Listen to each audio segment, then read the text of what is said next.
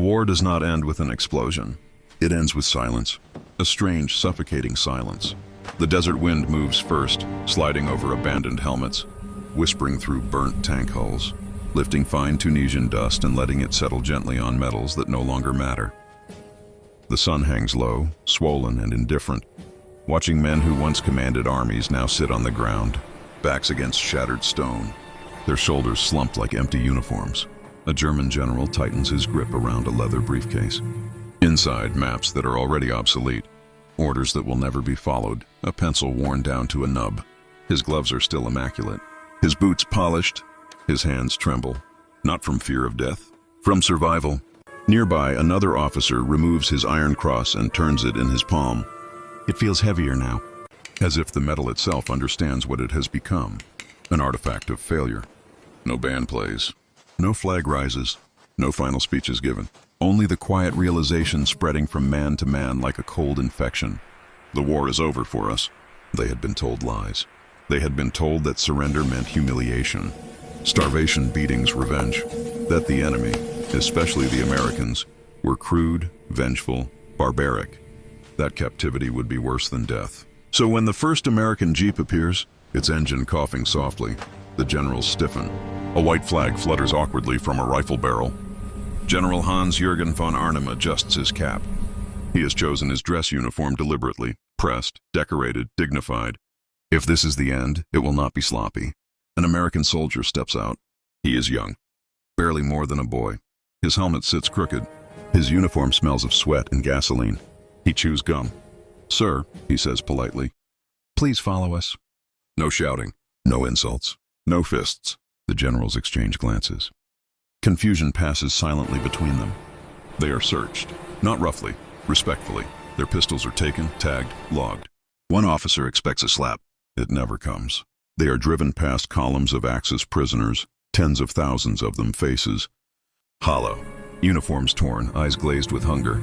Some recognize their commanders and stand straighter, as if dignity might still be contagious. A general whispers almost to himself, "Is this defeat?" England smells different. Damp earth, wet leaves, smoke from chimneys, a softness in the air that feels obscene after the desert. Trent Park appears slowly through the mist, an English mansion wrapped in green lawns, statues frozen mid-gesture, trees heavy with rain. It looks like a place from a forgotten childhood, not a prison. A gate opens. The car stops. The generals step out.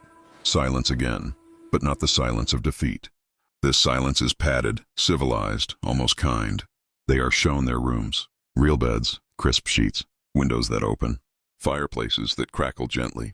In the bathroom, white porcelain, clean towels, soap that smells faintly of lavender. One general stares at the soap for a long time. Later he will write in his diary, "I expected chains. Instead, I was given soap." Dinner is served. Bread soft, fresh, butter, meat, vegetables, tea poured into china cups. Hands hesitate.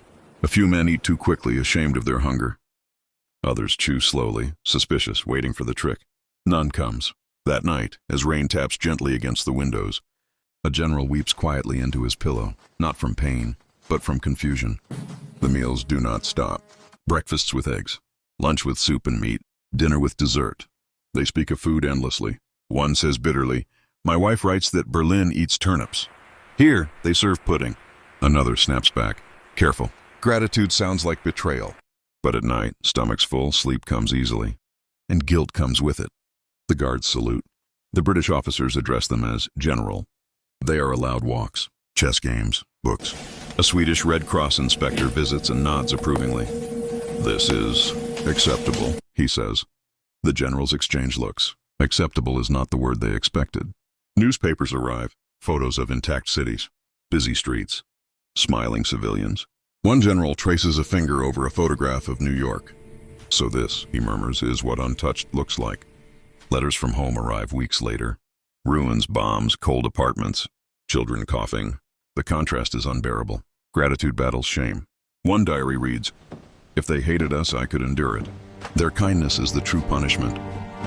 They begin to talk. On walks, over chess. Late at night, they criticize Hitler, carefully at first, then freely.